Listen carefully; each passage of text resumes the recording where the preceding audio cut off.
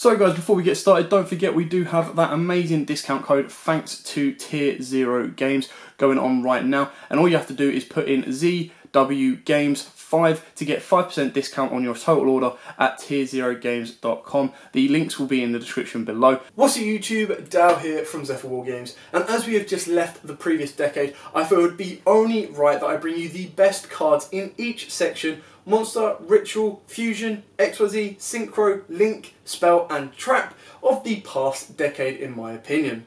So this is going to be a quick, short, sweet and simple video just to give you a quick rundown of the best cards of the past decade. If they are still legal, pick them up because they will always be relevant in my opinion. Now, let's get started with, of course, Monster. Now, this one was a tough decision, but ultimately it came down to two cards: Masterpiece and Ash Blossom and Joyous Spring.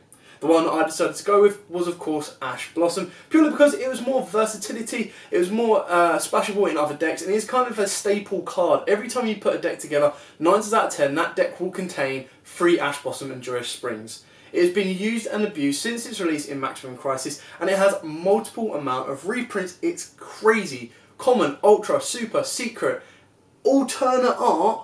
The only thing it is missing is an Ultimate print, which won't be surprised if we get it in a future OTS pack. So Ash Blossom, everyone should have one of those, whether it be in your side deck or main deck, and that is my personal best card, best monster card of the past decade. Moving swiftly on into Rituals, this one is quite straightforward and simple. This one belongs to Necros. Now this comes down to personal preferences, whether you choose Brio, Valkyrie or of course Trish, but I went with Unicorn.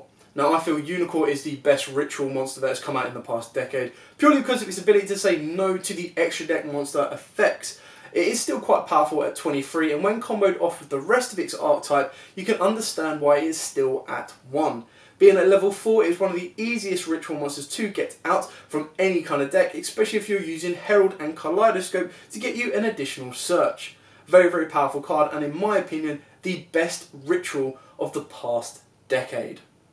Swiftly into Fusions. Now again, this one was quite tough. My heart said Construct, my brain said Norden, and of course we went with Norden. Elder Entity Norden, who can forget the days of playing 1000 life points to instant fusion this guy and revive a level 4 from the graveyard, giving you an instant 1 card rank 4 XYZ. Not to mention during Zoo format where it absolutely dominated, and is why Norden is on the ban list.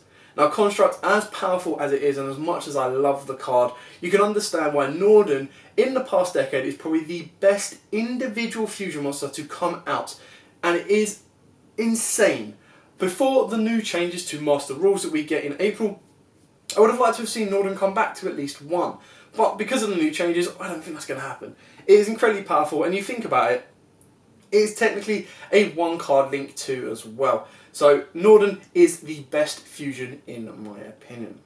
Moving swiftly on to XYZ.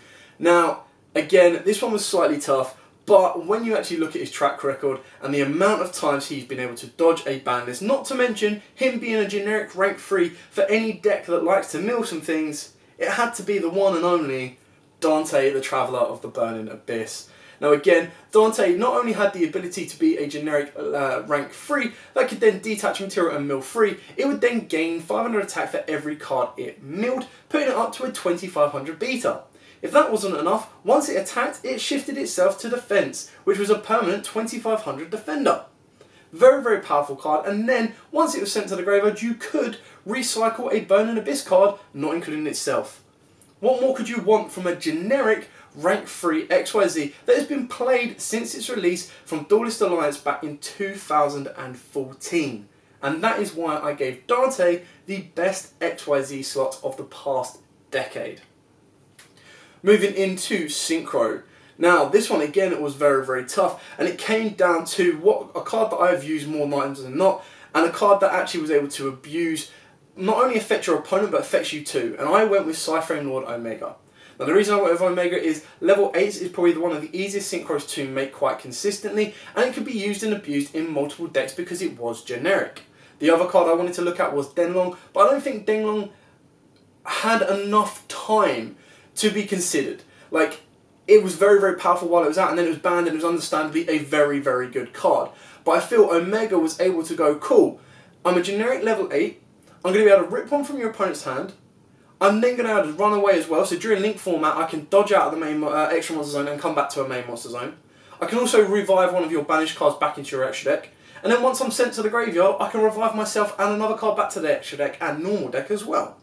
I felt that its use in all kind of decks as well outweighed pretty much the other abilities of Dengmon. Now don't get me wrong, there are many of amazing synchros, and personal preferences, I love Scarlight. Who can not love Scarlight? What a card to have back in Dimension of Chaos. But because of Omega's release in High Speed Riders, it has been very, very powerful, very, very utilised, and it also got hit onto the ban list to be only allowed at one, purely because you can make multiples of it. Imagine in link format, you make one Omega, banish, rip one from your opponent's hand, make another Omega, banish, rip another one from your opponent's hand, make a third Omega, banish, rip one from your opponent's hand. Now it's not as powerful as a loop, but being able to take out 3 cards from your opponent's opening hand and leaving them to play with 3, not to mention you've got 3 2800 beaters coming back to your side of the field, it was a very, very powerful synchro card that could be used and abused no matter what.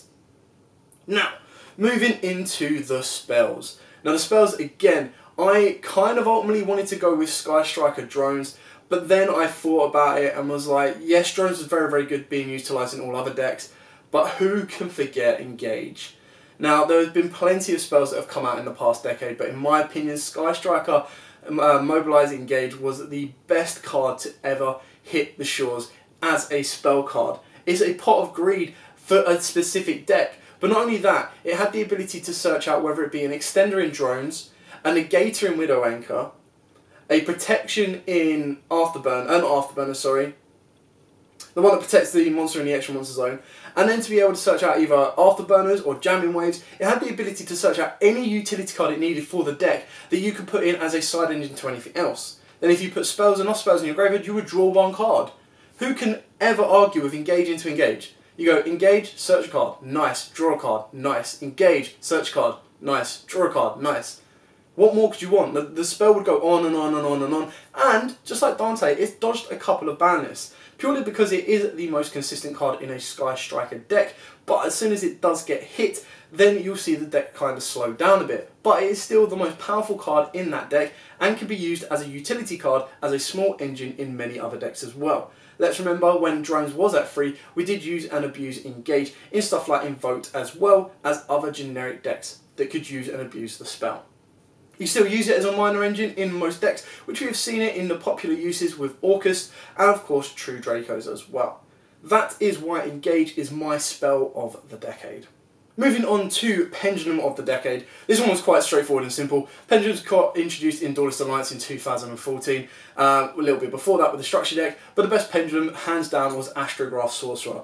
Now, Chronograph is just as good, but you have to have the card in hand. Astrograph was able to go, cool, you destroy something of mine, I'm going to special summon myself, and I'm going to special summon another one from my deck. Free extension. What more could you want? And then when we got Metaphor's Electromite, and Electromite was able to go pop, search, draw, summon, it was crazy, and you can understand why Astrograph got an instant ban on the ban list. Very, very powerful card, and is definitely the best card of the Pendulum era, and the best Pendulum deck of the past decade. Finally, moving on to Link Monster of the decade. Who could actually argue with this one at all? Firewall. I'm not even going to show the other options we had. Firewall, that's it.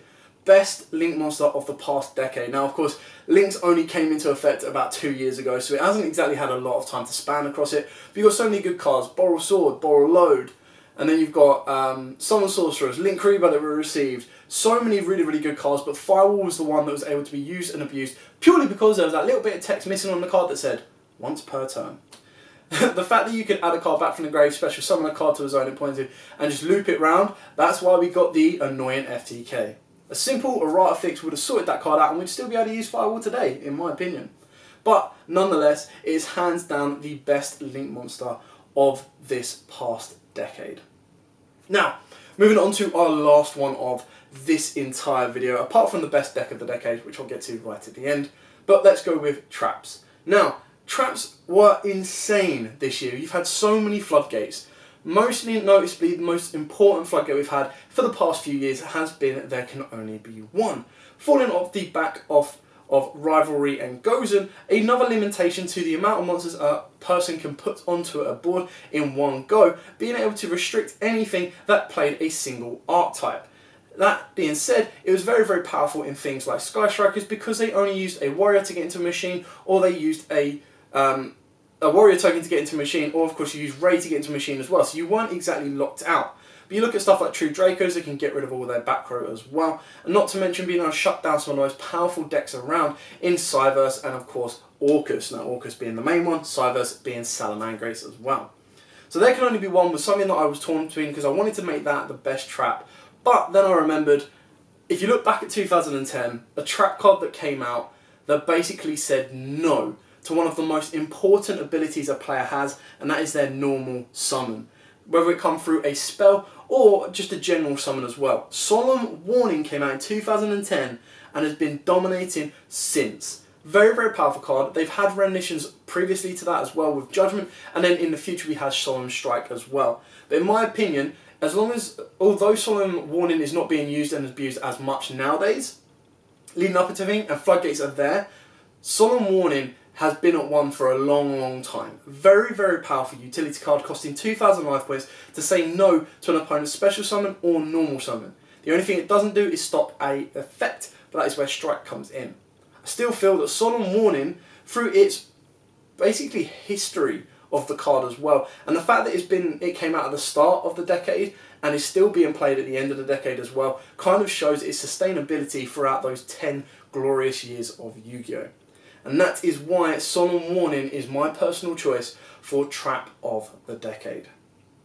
Now, moving on to the last bit of information for the past decade, and I've looked into it and I've kind of looked at all the decks that could have been and the decks that were around at the time, and there was Burning Abyss, there was Tellarknights, Shadows, Pepe, Strikers. It was insane. And having to look over the past decade, I even asked you guys out there what you felt the best deck of the decade was.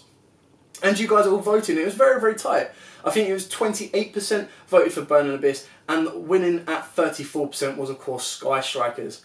Now, whether you consider Sky Strikers as a pure deck, it has certainly left its mark on the meta, being able to top both pure many and many times at YCSs and even Euros and finals all over the world, but it's also been able to creep its way as engines into other decks to use and abuse. Now, if we go on a pure basis and a deck that was able to keep its stamp and keep itself as a separate individual entity, then Burning Abyss, of course, would be the best deck of the decade.